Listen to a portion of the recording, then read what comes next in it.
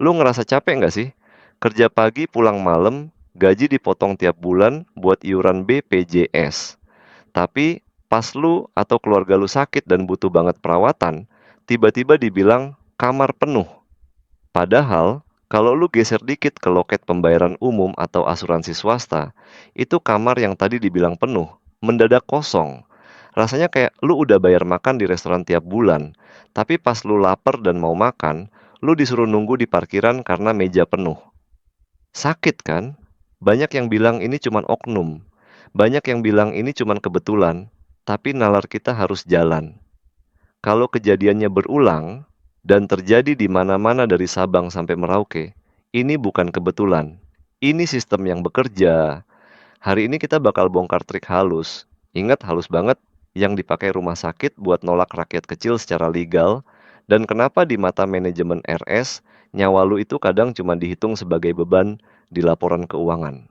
Gua nalar santai, dan kita bedah logikanya sekarang.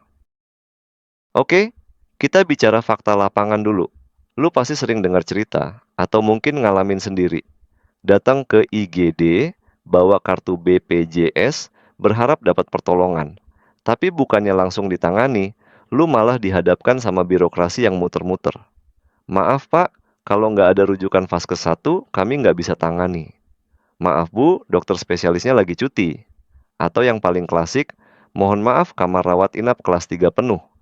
Tapi anehnya, kalau lu bilang, saya naik kelas deh ke VIP. Atau, saya bayar umum dulu deh. Itu kamar kok bisa tiba-tiba tersedia? Apakah kasurnya baru turun dari langit saat itu juga? Enggak. Ini adalah apa yang gue sebut sebagai seleksi alam buatan. Hari ini kita nggak cuma bakal marah-marah, kita bakal bedah isi kepala manajemen rumah sakit. Kenapa mereka melakukan ini? Apa yang bikin pasien BPJS itu dianggap beban dalam cash flow mereka? Dan kenapa aturan main dari pemerintah seolah-olah mandul di depan meja resepsionis? Kita akan masuk ke aspek anggarannya yang bikin dokter pusing. Sampai permainan kuota yang nggak pernah ditulis di papan pengumuman. Kalau lu ngerasa hidup lu makin berat tapi pelayanan publik rasanya makin jauh panggang dari api, lu perlu nonton ini sampai habis. Karena ini bukan cuma soal duit, ini soal nyawa lu dan keluarga lu. Masuk ke poin pertama, gimana caranya nolak pasien tanpa bilang, kami menolak pasien? Karena secara hukum, RS nggak boleh nolak pasien gawat darurat. Itu ada di Undang-Undang Kesehatan, ada di aturan Kemenkes terbaru tahun 2026 ini. Kalau nolak terang-terangan, izin mereka bisa dicabut. Jadi, mainnya harus cantik, mainnya harus halus. Trik pertama, bilang aja kamar penuh, lalu arahin mereka ke kamar VIP. Ini trik paling purba. Lu datang, butuh rawat inap, sistem komputer di depan muka petugas bilang kelas 1, 2, 3 penuh. Logikanya, kalau penuh ya penuh. Tapi, kenapa seringkali pasien ditawari naik kelas ke VIP dengan bayar selisih? Ini bukan karena mereka baik hati nawarin opsi. Ini adalah filter finansial. Mereka mau ngetes, lu punya duit cash nggak? Kalau lu sanggup bayar selisih, artinya lu adalah orang kaya yang cash flow-nya lebih segar buat RS. Kalau lu bilang nggak ada duit, ya sudah, silakan cari RS lain. Padahal di aplikasi Mobile JKN seringkali tertera kamar masih ada. Tapi pas sampai lokasi, datanya belum update. Ajaib. Trik kedua, redefinisi gawat darurat. Lu datang ke IGD karena sakit perut melilit sampai nggak bisa jalan, atau anak lu demam tinggi sampai kejang. Tapi pas diperiksa trias, lu dibilang ini bukan gawat darurat, silakan ke poli besok pagi. Disinilah permainannya, kriteria gawat darurat versi BPJS itu ketat. Kalau RS masukin lu ke IGD dan ternyata pas diklaim ke BPJS dianggap tidak gawat, RS yang nombok, klaimnya ditolak. Jadi, daripada RS ambil risiko klaimnya hangus, mending lu yang disuruh pulang. Mereka main aman. Nyawa lu dipertaruhkan di atas meja perjudian administrasi klaim. Trik ketiga, alat rusak atau dokter tidak ada. Pernah dengar kasus viral anak kecil yang butuh penanganan segera tapi dibilang alatnya lagi maintenance? Atau dokter spesialisnya lagi seminar luar kota? Kadang ini beneran. Tapi seringkali ini adalah kode halus bahwa kuota layanan BPJS mereka untuk bulan itu udah over budget. Mereka nggak bilang jatah BPJS habis.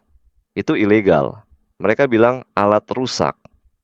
Karena kalau alat rusak, siapa yang bisa marah?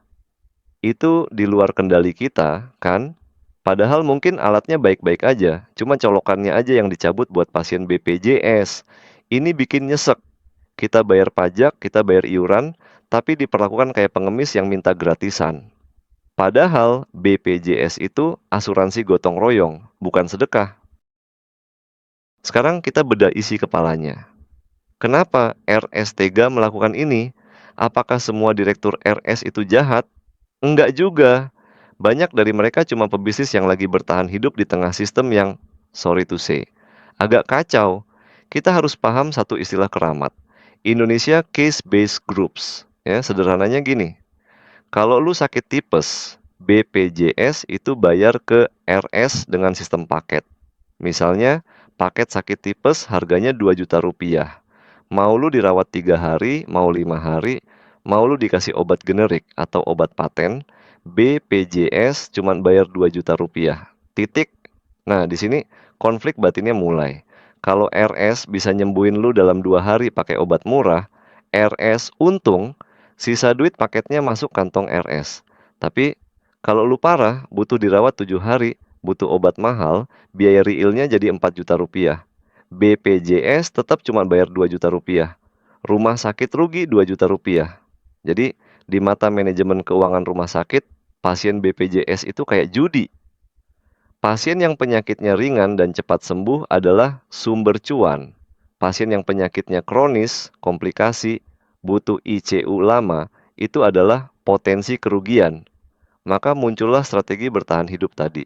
Mereka bakal memilih pasien.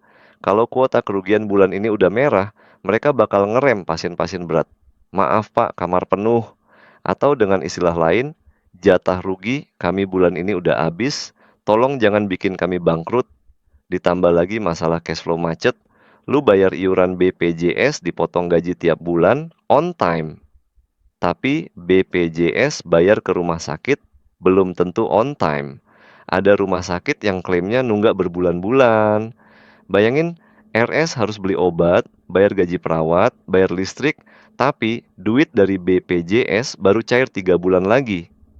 Makanya, pasien umum atau asuransi swasta itu adalah dewa penyelamat. Mereka bayar cash atau cair cepat, duit segar.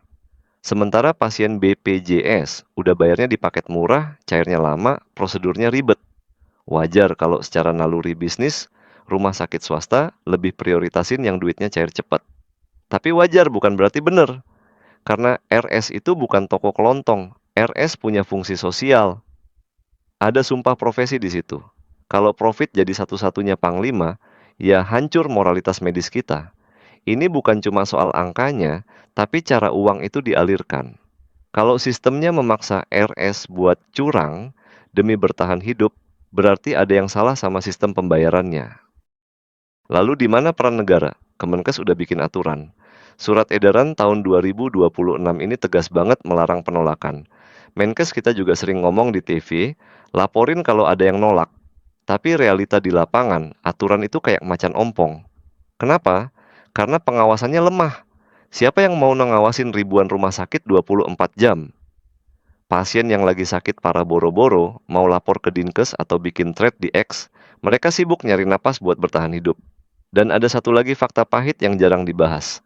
Ketimpangan fasilitas. Pemerintah mewajibkan semua rakyat ikut BPJS. Pesertanya ratusan juta. Tapi jumlah kamar rumah sakit, jumlah dokter spesialis, jumlah alat MRI nggak nambah secepat jumlah peserta. Supply dan demand-nya jomplang. Akibatnya apa? Terjadilah rebutan. Dan di setiap rebutan, yang punya power atau yang punya uang atau orang dalam pasti menang. Yang cuma modal kartu BPJS dan doa, ya antre di belakang. Ini pola klasik. Pemerintah bikin program populis, gratis atau murah untuk semua, tapi infrastrukturnya belum siap. Akhirnya rumah sakit swasta ditekan buat nanggung beban. Rumah sakit swasta cari celah buat nolak halus. Rakyat kecil yang jadi bola pingpong.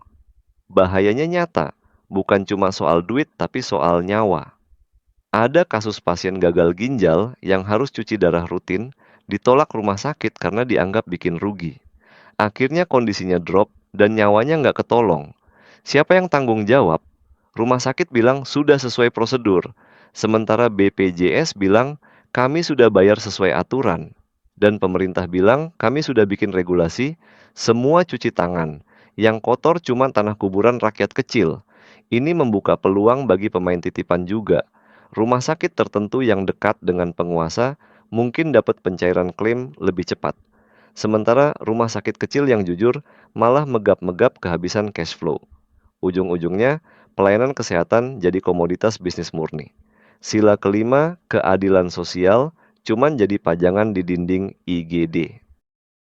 Jadi, kesimpulannya, fenomena penolakan pasien BPJS dengan trik halus ini bukan sekadar ulah resepsionis yang judes. Ini adalah gejala dari penyakit sistemik yang lebih parah. Sistem pembayarannya yang memicu seleksi pasien, cash flow yang macet, dan minimnya infrastruktur dibanding jumlah peserta. Rumah sakit terjepit antara misi kemanusiaan dan logika bisnis supaya nggak bangkrut. Dan kita, pasien, terjepit di tengah-tengah kebingungan itu. Tapi bukan berarti kita diam aja. Nalar kita harus jalan. Jangan mau gampang dibodohi sama alasan kamar penuh kalau lu lihat ada kejanggalan. Pahami hak lu. Pahami aturan main gawat darurat. Dokumentasikan kalau ada penolakan yang nggak masuk akal. Coba drop di kolom komentar pengalaman lu atau keluarga lu. Pernah ditolak halus pakai alasan apa? Kita diskusi, kita pantau bareng-bareng, karena kalau bukan kita yang berisik, mereka bakal makin tenang mainnya. Gua nalar santai, cabut dulu.